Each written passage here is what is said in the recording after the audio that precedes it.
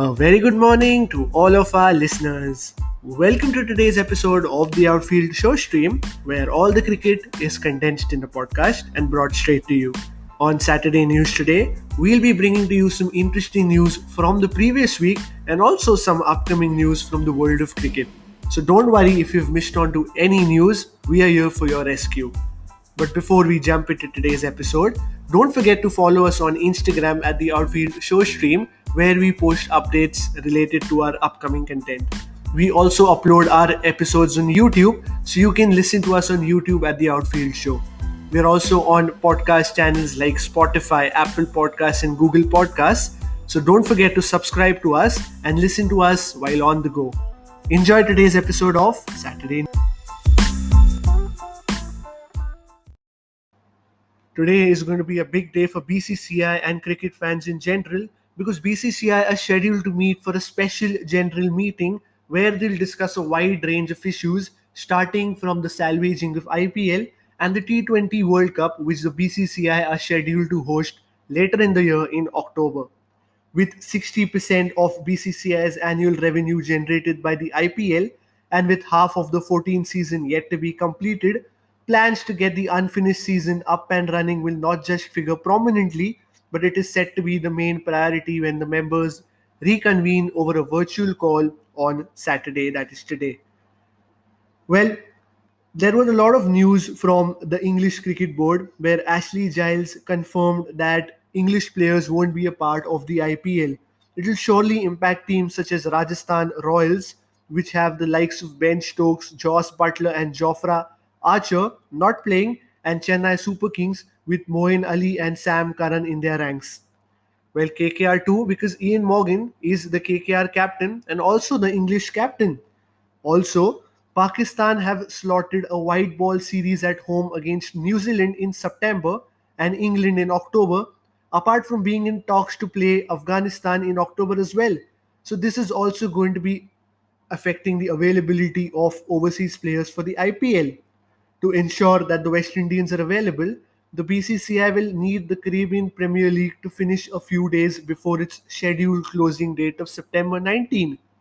So BCCI has to do a lot of rejigs, but the BCCI has already designed a plan to host the IPL in UAE, with speculations being that the IPL will start from September 19 and will carry on until the mid of October. It's just speculation till now, but let's wait for the confirmation after BCCI finish its meeting. With the World Test Championship being just days away, there were a lot of doubts and questions in the minds of people in the build up to that big World Test Championship final, which the ICC finally has put a full stop to with their recent draft, where they've cleared all the air.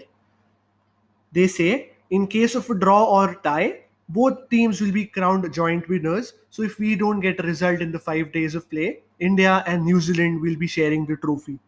A reserve day, that is the 23rd of June, will come into play only if the time lost during 5 regular days is not made up on those days.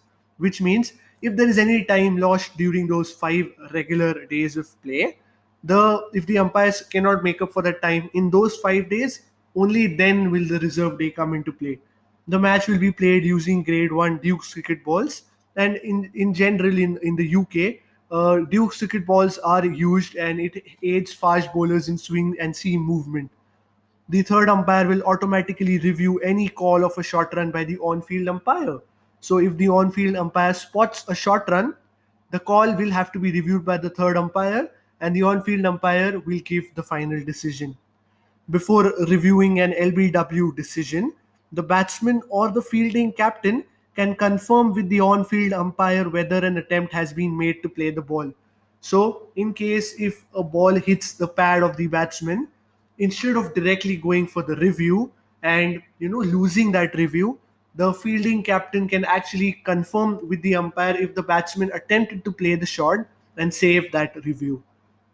For LBW reviews, the height margin of the wicket zone has been lifted to the top of the stumps. So this is a bit technical, but before, the ball when it hit the stumps, the top of the stumps were the base of the bails. But now that has increased to the top of the bails. which reduces the margin of the umpire's call and gives the bowlers a marginal advantage in terms of the umpire call in the DRS decision. This was put forth by Anil Kumble.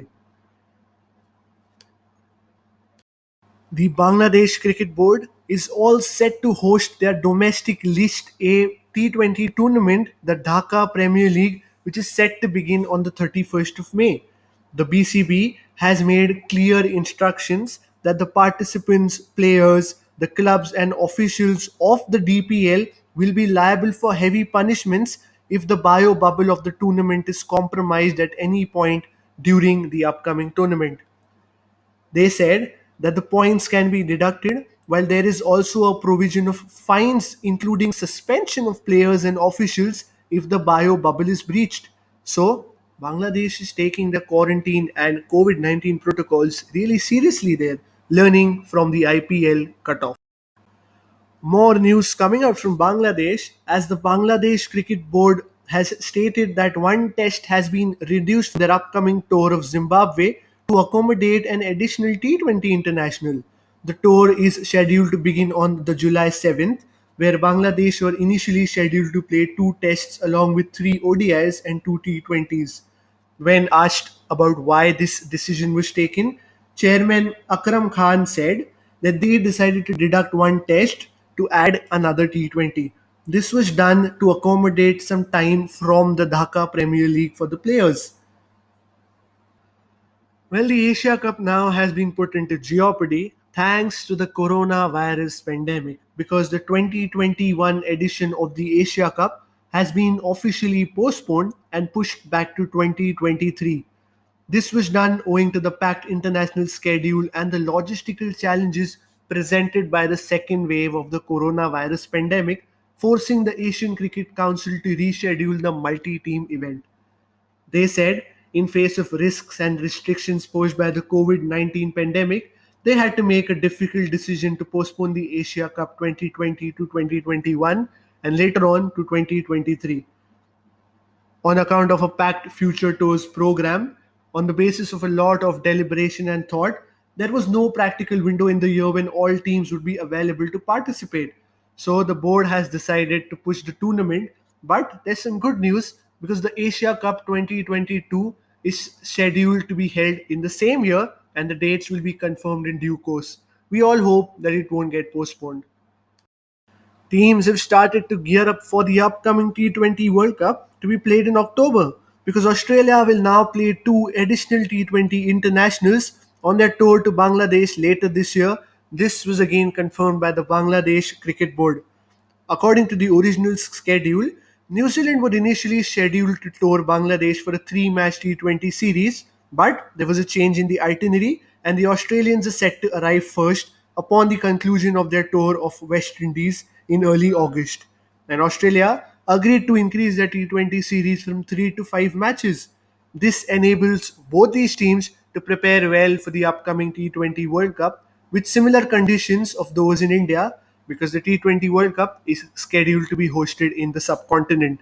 Well, it's likely to be shifted to UAE, but there's much needed practice for the two sides.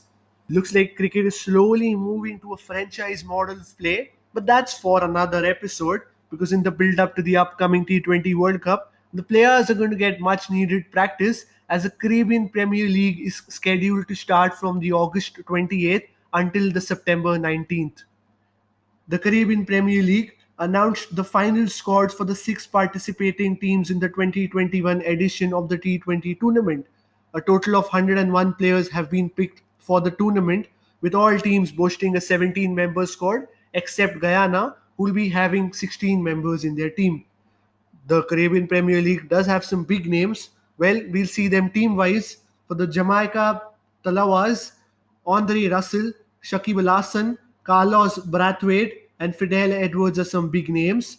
When it comes to Saint Lucia Zouks, Faf du Plessis, Wahab Riaz, Kimo Paul, and Matthew Wade are some of the big names. For Trinbago Knight Riders, Kyron Pollard, Ravi Rampal, Sunil Narayan, Colin Munro, and Sandeep Lamishain are some big names. For St. Kitts and Nevis Patriots, Dwayne Bravo, Evan Lewis, Chris Gale, Fabian Allen, and Rassi van der Dusen, along with Andre Nokia, make the cut. For Barbados Tridents, all-rounder Chris Morris, all-rounder Jason Holder, all-rounder Thisara Pereira, and fast bowler Mohammad Amir, who was the most recent pick in the side. For Guyana Amazon Warriors, Nicholas Puran, Shoaib Malik, Imran Tahir, Shimron Hetmeyer, and Mohammad Hafiz were some big names. Which side do you think looks the strongest? After Sri Lanka lost two shocking games to Bangladesh in the three-match series at Dhaka, one by 33 runs in the first ODI and one was lost by 103 runs owing to the Duckworth-Lewis method, Sri Lanka have finally managed to salvage some pride out of the series as they have won the third ODI by a margin of 97 runs. Bangladesh scored only 189 runs in their 42.3 overs in response to Sri Lanka's mammoth 286 for 6. The star of the batting performance was the captain Kusal Pereira, who scored 120 from 122 balls, and the new captain led from the front. In terms of bowling, it was Shamira who took 5 wickets with a mere economy of 1.8. This exceptional bowling performance held Bangladesh as they couldn't accelerate. Whenever they tried to accelerate, Shamira was giving Sri Lanka those much needed breakthroughs. Ultimately, he was adjudged the man of the match, and Kusal Pereira was a happy captain, though he lost the series, but this was a good platform for his team for the near future.